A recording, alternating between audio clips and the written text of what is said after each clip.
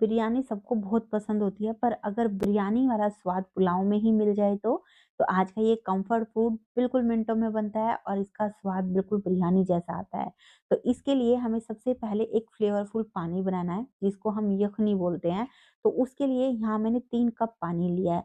पानी ज़रूरी नहीं है कि मेजरिंग कप से लो, आप कोई भी कटोरी या कप ले लेना और उसी से फिर आप मेजर कर लेना। पर ध्यान आपने रखना है कि आपने फिर उससे ही से चावल भी लेने हैं। अब इस पानी के अंदर हम कुछ मसाले डालेंगे, जैसे मैंने यहाँ 1 छोटी चम्मच लिया साबुत वाला धनिया, 1 छोटी चम्मच साबुत वाली काली मिर्च, 3 हरी इलायची, आधी छोटी चम्मच सौंफ, 1 जावित्री का टुकड़ा, एक मेरे पास गोभी का डंठल मैंने इसमें डाला है, साथ में ही मैंने धनिया की स्टेम डाली है, 6-7 के आसपास होंगी ये। अगर आप चाहो तो कोई और सब्जियों के जो लेफ्ट ओवर होते हैं छिलके, वो भी इसमें डाल सकते हो।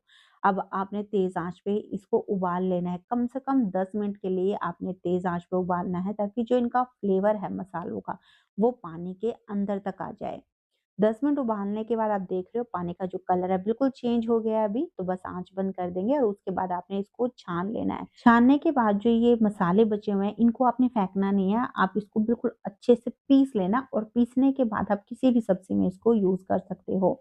तो बस अब ये फ्लेवर वाला पानी तैयार हो गया है, इससे हम पुलाव बनाएँगे तो आप अंदाज़ा लगा सकते हो कि बहुत ही बढ़िया पुलाव बनेंगे इससे।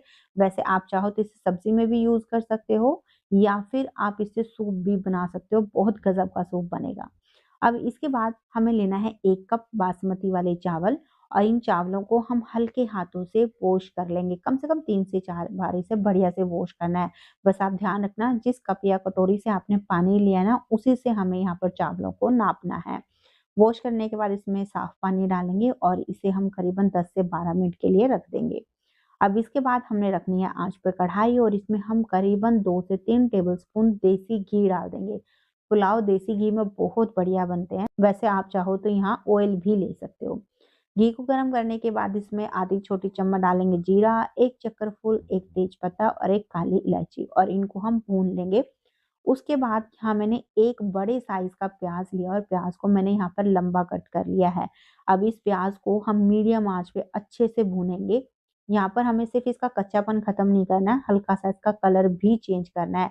इसलिए ध्यान रखना कि आप इसे कंटिन्यू चलाते हुए ही भूनना है, ताकि जो प्याज़ है वो अच्छे से भुन भी जाए और जले भी नहीं। आप यहाँ देख रहे हो प्याज़ पे हल्का-हल्का सा यहाँ ब्राउन कलर आ गया है, बहुत अच्छे से प्याज़ यहाँ पर भुन गया है। तो अभी स्टेज पे जो ये खड़े मसाले मैंने 2-3 डाले हैं, मैं ये भी निकाल रही हूँ, आप चाहो तो रहने भी दे सकते हो।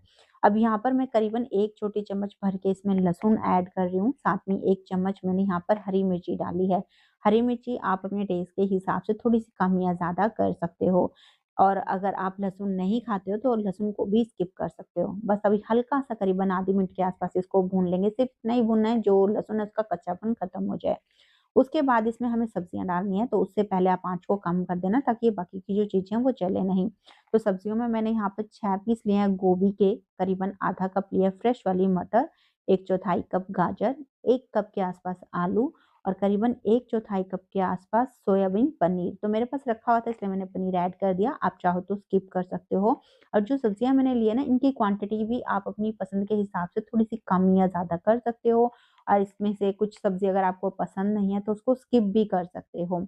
तो अभी इन सब्जियों को हमें मीडियम आँच पे करीबन 2 से 3 मिनट के लिए भून लेना है। कई बार जब हम पुलाव बनाते हैं तो सब्जियाँ हल्की-सी कच्ची रह जाती है, पर जब हम इस तरीके से सब्जियों को थोड़ा-सा भून लेंगे, तो जो पुलाव के अंदर सब्जियाँ हैं ना वो बिल्कुल परफेक्ट कुक होंगी, ना बहुत ज़्यादा मैशी होंगी, ना कच्ची रहेंगी। 2 मिनट इसको भूनने के बाद सब्जियाँ हल्की-सी यहाँ पर पक गई हैं। अब इस स्टेज पर इसके अंदर आधा कप डालेंगे हम दही।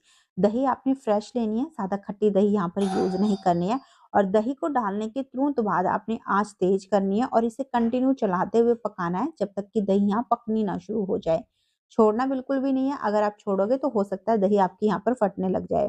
तो आप देख रहे हो बढ़िया से दही यहाँ पर पक गई है। अब इस स्टेज पे जो हमने चावल भिगो के रखे हुए हैं ना, वो डाल देंगे। मैंने यहाँ छान लिए हैं पहले ही ये, ताकि जितना भी इनका एक्स्ट्रा पानी है वो निकल जाए। अब इसके बाद आपने बिल्कुल हल्के हाथों से इसे मिक्स करना है, ताकि जो चावल है वो टूटे नहीं और साथ में ही 1 मिनट के लिए तेज़ आँच पे इसको पका भी लेना है। हल्का-सा जब हम इस तरीके से भूनेंगे ना, तो इनकी ऊपर की स्किन थोड़ी-सी फ्राई हो जाएगी, जिससे चावल पकने के बाद टूटेगा नहीं, बिल्कुल खिला-खिला बनेगा। अब इसके बाद बस हमें इसमें पानी ऐड करना है, तो जो हमने यहाँ पर यखनी वाटर तैयार किया है ना, वो इसमें डाल देंगे। तो करीबन 2 प्लस 1 चौथाई कप यहाँ मैंने पानी डाला है, यानी दुगने से थोड़ा-सा एक्स्ट्रा पानी यहाँ मैंने ऐड किया है, ताकि जो चावल है बहुत अच्छे से कुक हो जाए। कम पानी होगा तो चावल अच्छे से कुक तो हो जाएँगे, पर बहुत ज़्यादा जुड़े-जुड़े से रहेंगे, हल्के-हल्के मैशी से हो जाएँगे और साथ में थोड़े जलने भी लगेंगे। थोड़ा-सा एक्स्ट्रा पानी डाल दोगे तो ज़्यादा बढ़िया रहेगा। तो अभी पानी डालने के बाद टेस्ट के हिसाब से आपने इसमें नमक डाल देना है और बस मिक्स करके पहले तेज़ आँच पे इसमें एक उबाल आने देना है। उसके बाद आँच कम करनी है और ढक्कन लगाकर धीमी आँच पे आपने इसे कम से कम 25 मिनट के लिए पका लेना है। 25 मिनट के बाद आप इसे चेक भी कर सकते हो। अगर आपको लगे कि चावल कच्चे हैं तो आप ढककर दोबारा से धीमी आँच पे ही 5 मिनट के लिए और पका लेना। पर यहाँ चावल बहुत अच्छे से पक चुके हैं। सब्ज़ी भी बहुत बढ़िया से यहाँ पे कुक हो चुकी है, आप देख ही रहे हो। तो बस अभी स्टेज पे हमने आँच बंद करनी है और इसको ढक्कन लगाकर ऐसे ही 10 मिनट के लिए छोड़ देना है। 10 मिनट में अगर हल्की-फुल्की चावल कहीं पे कच्चे रह भी गए हैं, तो स्टीम की वज़ह से वो पक जाएँगे। तो बस हमारे ये यखनी पुलाव बिल्कुल तैयार हो गया। लास्ट में इसमें बारीक चॉप करके धनिया पत्ती डाल देंगे। आप चाहो तो बरिस्ता भी इसके ऊपर डाल सकते हो। पर मैं इसको बिल्कुल सिंपल ही यहाँ पर रखने वाली हूँ और आप यहाँ पुलाव देखो कितने ज़बरदस्त बने हैं, है ना? एक-एक दाना बिल्कुल खिला-खिला है इसका, सब्ज़ी बिल्कुल अच्छे से कुक है। वैसे इसकी ख़ास बात ये है कि जो हमने इसके लिए यखनी वाटर तैयार किया है ना, उसकी वज़ह से बहुत ही गज़ब की इसमें से खुशबू आती है और बहुत ही ज़्यादा टेस्टी ये पुलाव लगते हैं। इन पुलाव को खाने के लिए ना आपको किसी चीज़ की ज़रूरत नहीं है, ये ऐसे ही बहुत टेस्टी लगते हैं खाने में। वैसे आप चाहो तो यहाँ पर थोड़ा-सा दही वगैरह या फिर अचार वगैरह के साथ में भी इसको खा सकते हो। तो आज की ये रेसिपी आपको कैसी लगी प्लीज़ कमेंट ज़रूर करना। अगर आपको ये पसंद आई है तो लाइक भी ज़रूर करना, क्योंकि आपके लाइक और कमेंट से मुझे बहुत मोटिवेशन मिलता है। और अगर आपको ऐसी ही ईज़ी रेसिपी पसंद है, जो आप आसानी से घर पे बना सको, तो चैनल को सब्सक्राइब भी कर लेना। तो चलिए फिर मिलते हैं आपसे एक नई रेसिपी के साथ में।